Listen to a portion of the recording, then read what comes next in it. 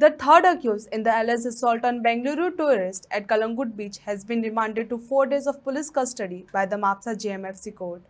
Lashia Monkar said the investigation is ongoing, adding that more arrests are likely in the case. Development म्हटल्यार काल काल आमी 2 accused arrest केल्ले.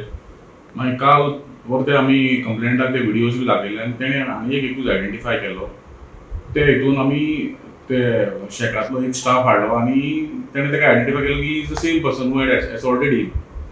म्हणून ताका आज आमी अरेस्ट दाखयला आनी after arrest is medical examination has been done आनी ताका आमी आतां रिमांड घेतलो तेचे केएमएफसी कडेन. सो हेचेर आनी अरेस्ट कितले जावपाचे कशे तरेन केस चलता जशे जशे स्टाफ आयडेंटिफाय जाता तशे we will go for arrest आनी एज द इन्व्हेस्टिगेशन प्रोग्रेसीस जितले ते आयडेंटिफाय जाता पळय स्टाफ तशे आमी तांकां अरेस्ट करतले. आनी ते अक्युजाचें नांव Sanjeev Kumar son of Nandkishore ray.